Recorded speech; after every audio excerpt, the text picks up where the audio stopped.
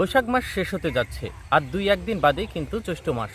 তো জ্যৈষ্ঠ মাস যখন আসে তখন আমাদের কিছু বর্ষাকালীন সবজির আমাদের জমির প্রস্তুতি শুরু হয়ে যায়।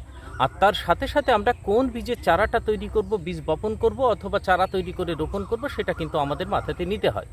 তা আজকের এই ভিডিওটা একটা ছোট্ট ভিডিওর মধ্য দিয়ে আপনাদেরকে জানাচ্ছি। এই যে পিছনে দেখতে পাচ্ছেন ঘাস মারা ওষুধগুলো দেওয়া আছে, বেড অনেক আগে, এই বেডগুলো মোটামুটি আপনার ধরুন 20 দিন আগে তৈরি করে রেডি করে রাখা আছে। এখনও কিছু কাজ করব। তো এই যে বর্ষাকালীন সবজি চাষ আমরা যখনই করতে যাব না, তখনই এই যে উঁচু করে বেড করাটা এইটা কিন্তু মাস্ট। আর যখন একটু দীর্ঘমেয়াদী ধরুন 3 মাস 4 মাসের ফসলের দিকে আমরা যাব বা 5 মাসের, মানে বীজ বপন থেকে শুরু করে, তখন মাটি আমাদের একটু ভালো করেই তৈরি করতে হয়। আপনি যত শুকাবেন তত কিন্তু ভালো কাজ হবে। আর ধাপে ধাপে সার দিয়ে এই বেডের মাটিটা, যেহেতু মালচিং পাতবো, বেডের মাটিটা একদম উর্বর করে ফেলতে হবে, জীবাণুমুক্ত ছত্রাকমুক্ত করে ফেলতে হবে। তো কীভাবে এই বেডটা তৈরি করবেন আর কোন সার ধাপে ধাপে দেবেন, সেটা এর পরের ভিডিওতে আপনাদেরকে জানাবো যে কি আমি দিয়ে বেডের মাটিটা তৈরি করছি।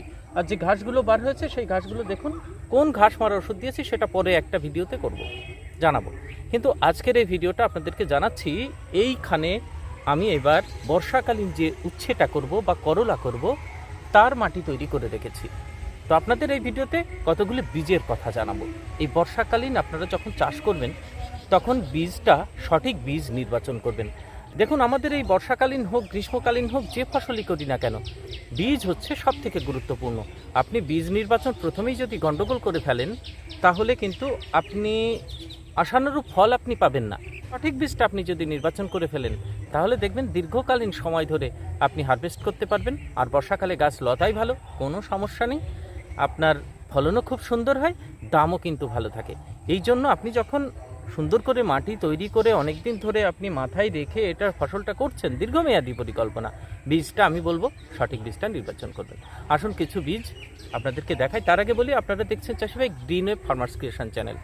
আপনাদের সঙ্গে রয়েছি আমি সুশোভন। যে সমস্ত চাষি ভাই প্রথম ভিডিওটা দেখছেন, চ্যানেলটিকে সাবস্ক্রাইব করে রাখবেন, কারণ এর আগে আপনারা দেখেছেন ঝিঙের ভিডিও চলছিল।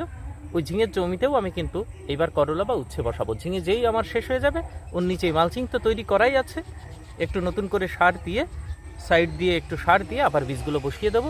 ওই মাচাতে কিন্তু আমি উচ্ছে নেব, বর্ষাকালীন উচ্ছে বা করলা। এখানেও আমি কিন্তু বর্ষাকালীন উচ্ছে করলা নেব, কারণ বর্ষাকালে ব্যাপক দাম থাকে, ন্যূনতম 50 টাকা থাকে, ঊর্ধ্বে 70-80 টাকা পর্যন্ত কিন্তু প্রতি বছর দাম থাকে। এখনকার সময়ে দাঁড়িয়ে আজও কিন্তু 40 টাকা 45 টাকা 50 টাকা পর্যন্ত কোয়ালিটি ভেদে দাম কিন্তু চলছে বাজারে। এবার বর্ষাকালীন উচ্ছেতে আমি টোটাল 50 শতক করব।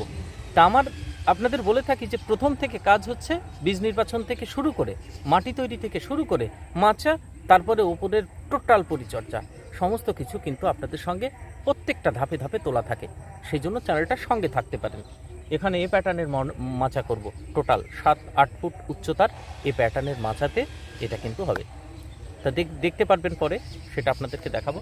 তার আগে এবার প্রথমেই আপনাদেরকে বীজের কথা বলি। কিছু উন্নত মানের বীজ, দীর্ঘমেয়াদী বীজ, মানে দীর্ঘমেয়াদী হারভেস্ট করা যায় এবং তার কোয়ালিটি। গত বছর আপনারা দেখেছিলেন 5টা জাত নিয়ে পরীক্ষা করেছিলাম না, তার ভিতরে কত সুন্দর রেজাল্ট দিয়েছিল, কি দারুণ ধরন হয়েছিল, যেমন কালার তেমন ধরন। বাজারে 60 টাকা করে বিক্রি করেছিলাম। এই কদিন ব্যাক করলেই আপনি চ্যানেলে একটু পিছিয়ে গেলেন, সেটা দেখতে পাবেন। প্রথম যে বীজের কথাটা বলবো, সবার প্রথম 1, 2, 3, 4 করে এরকম 5টা বীজের কথা আপনাদেরকে বলবো।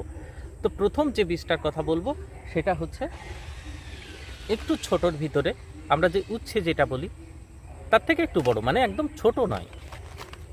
এই যে 333 দেখতে পাচ্ছেন, এটা আমি করব। আমি যেটা করব সেটাই আপনাদেরকে বলবো, এবং যেগুলো আমি একদম পরীক্ষা নিরীক্ষা করে বাছাই করে যেটা দেখেছি। তো এইটা দেখতে পাচ্ছেন আপনারা 333, খুব সুন্দর একটা উচ্ছে। এর মাথার যে কার্লিং সেটা কিন্তু হয় না, লিপ কার্ল হয় না, একদম গিটে গিটে ধরন হয়। সাইজটা যেমন ছবিতে দেখছেন একদম সেম এইরকম সাইজ হয়, একদম গাঢ় সবুজ কালার, খুব সুন্দর। এটা করতে পারেন আপনারা। এই দেখুন, মাথা কোঁকড়া সমস্যা কিন্তু খুব কম। আমি যেগুলোর কথা বলবো প্রত্যেকটার মাথা কোঁকড়া কিন্তু কম, মাথা কোঁকড়া লাগে না বললেই চলে। আপনি যদি সঠিক সময়ে সঠিক পরিচর্যাটা করে দেন, থ্রিপসের অথবা লিপ কার্লের জন্য যে সমস্ত সাদামাছি, অ্যাফিডস, দ্যাসিড ওষুধগুলো আপনারা যদি সঠিক সময় প্রয়োগ করে থাকেন, ছত্রাকনাশক দিয়ে থাকেন, তাহলে কিন্তু কোনো সমস্যায় আসবে না। দারুণ লতাই। তো 333 এক নম্বর দেখালাম।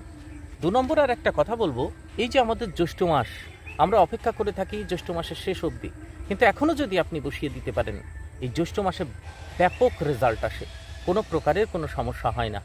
মানে সব থেকে বেশি গরম যদি সহ্য করার কথা বলেন তাহলে সেটা হচ্ছে আপনার বচ্চন সিডস 208, বচ্চনের 208। এটা জ্যৈষ্ঠ মাসেই আপনি এখনও কিন্তু বসিয়ে দিতে পারেন, প্রত্যেকটাই বসাতে পারেন, কোনো সমস্যা নেই। এই দেখুন মেঘলা শুরু হয়ে গেছে, এই জ্যৈষ্ঠ মাস শেষ, তার মানে আপনার চারা তৈরি হতে হতে আষাঢ় মাস ঢুকে যাবে, কোনো সমস্যা আসবে না। তো বচ্চনের এই 208 এটাও কিন্তু দারুণ একটা ভ্যারাইটি, লিপ কার্ল নেই বললেই চলে। 6 মাস আগেই আপনারা দেখেছেন সেটা, আমার কত সুন্দর ধরন হয়েছিল, কত সুন্দর ফল হয়েছিল। তো এটা কিন্তু আপনারা করতে পারেন। উচ্চ ফলনশীল, লিপ কার্ল সহনশীল, তাপ সহনশীল একটা জাত বচ্চনের 208। তাহলে দুখানা আপনাদেরকে দেখালাম, 333 এই যে, আর বচ্চনের 208।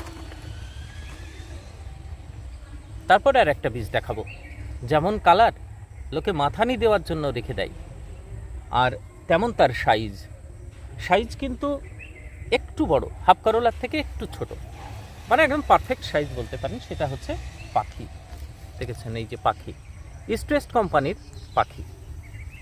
এই যারা চাষ করেছেন তারাই জানেন এই পাখির রেজাল্ট কত সুন্দর। বর্ষাতে এটাও কিন্তু ব্যাপক রেজাল্ট আছে। আমি 1, 2, 3 যে বললাম প্রত্যেকটার কিন্তু ব্যাপক রেজাল্ট আছে। রেজাল্টের ভিত্তিতে আমি পরীক্ষা করে তারপরেই আপনাদের কাছে জানাচ্ছি। পাখি আপনারা কিন্তু করতে পারেন, খুব সুন্দর একটা জাত, মানে একদম গাঢ় সবুজ, কাঁটাযুক্ত, চকচকে একদম ফল হয় এটাও কিন্তু লিপ কার্ল সহনশীল। তাহলে আপনাদের পাখি দেখালাম, 3টে জাত বলে দিয়েছি, কেমন? আর একটা হচ্ছে আপনাদের এলাকায় যদি একটু বড় সাইজ চলে, হাফ করলা যেটা বলে, এটা দারুণ গতি গাছের খুব লতায়, এবং ধরনও কিন্তু দারুণ, বেশ বড় বড় সাইজ হয়, আর অনেক দিন পর্যন্ত আপনি তুলতে পারবেন। সেই জাতটার নাম হচ্ছে এই যে রফতার, দেখতে পাচ্ছেন। এটাতেও কিন্তু লিপ কার্ল লাগে না, ডগাটা মোটা মোটা হয়, গাছের গ্রোথ ভীষণ হয়, শক্তিশালী গাছ, শিকড়টা খুব সুন্দর, মানে একদম শিকড় শক্তিশালী, গাছ শক্তিশালী, লতাবেও ভালো, রোগ সহনশীল। এই যে রফতার একেবারে হাতের এতটুকু পর্যন্ত সাইজ হয়, এইটুকু, ঠিক আছে? এটাও কিন্তু আপনারা করতে পারেন। এবার লাস্টে একটা কথা বলবো, অল্প একটু শুনবেন।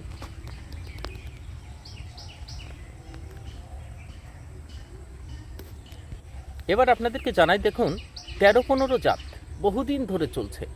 13-15 আমি কিন্তু করেছিলাম, 13-15 কিন্তু সুন্দর একটা জাত, কিন্তু সমস্যা হয় 13-15 লিপ কার্লের পরিমাণটা একটু বেশি হয়, আর পাতাতে হলুদ ভাবটা বেশি চলে আসে, তাড়াতাড়ি চলে আসে, ডগাটা ছুটতে চায় না। এই সমস্যার জন্যই 13-15 আমি কিন্তু পছন্দের তালিকায় আমি রাখছি না, বাদে রাখছি। 13-15 যে জাতটা, সেটা ফলন হয় ভালো, সব কিছু ভালো, সাইজও ভালো, কিন্তু এদের তুলনায় কোথাও যেন একটু কম সময় এবং ডগায় যে লিপ কার্লের সমস্যা সেটা অনেক বেশি, যে জন্য আমি এবছরের জন্য আর করছি না। 13-15 পরিবর্তে বিএসএফ কোম্পানিরই, মানে 13-15 যে কোম্পানির, ঠিক সেই কোম্পানির একটা অত্যাধিক ধরনের জাত, ছোট সাইজের, মানে 13-15 থেকে সামান্য ছোট, কিন্তু প্রচুর পরিমাণে ধরে, একদম গোড়া থেকে ধরতে ধরতে উপরে ওঠে, লিপ কার্লের পরিমাণ খুব কম লাগে। আপনারা করতে পারেন, দেখতে পাচ্ছেন এটা হচ্ছে মাইক্রোমাইট। 13-15 অনেক পুরনো জাত, আর মাইক্রোমাইট কিছুদিন আগে কোম্পানি বার করেছে, তো লেটেস্ট ভ্যারাইটি এটা হবেই। এই জন্য এটা আপনারা 13-15 পরিবর্তে এটা করতে পারেন। এই দেখুন, একটু ধরনটা ফলো করুন, একদম গোড়া থেকে ধরতে ধরতে কিন্তু উপরে ওঠে।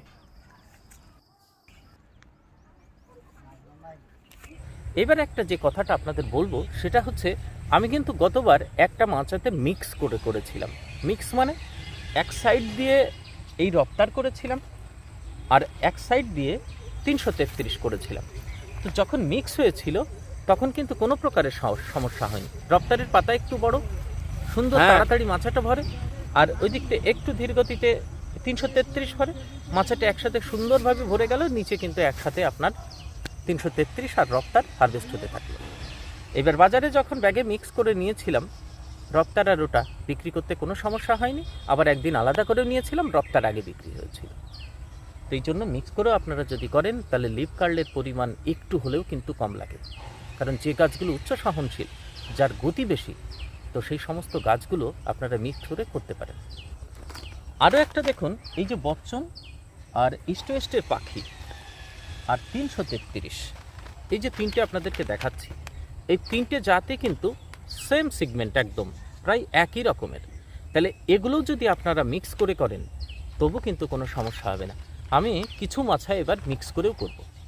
333-এর সঙ্গে বচ্চন, পাখির সঙ্গে বচ্চন, মানে আপনি যদি মনে করেন বীজগুলো সব একবারে ভাজিয়ে নিয়ে তারপরে যে যেখানে পড়ে পড়ুক সেভাবেও করতে পারেন, অথবা এক মাছের এক সাইড দিয়ে আপনি করতে পারেন বচ্চন, এক সাইড দিয়ে করতে পারেন 333 অথবা পাখি, সেক্ষেত্রেও কিন্তু ব্যাপক রেজাল্ট হবে। তো করলার এই বীজ সম্পর্কে আপনাদের সঙ্গে তথ্যটুকু তুলে ধরলাম। খুব তাড়াতাড়ি মাটি তৈরি, যেহেতু মালচিং পাতবো, লং টার্মের ফসল থাকবে, এমন কিছু কিছু খাবার দিয়ে মাটি তৈরি করব যেটা কিন্তু দীর্ঘকালীন আমাদের ফসল তুলতে সাহায্য করবে। ভালো থাকবেন, পরে ভিডিওতে দেখা হবে।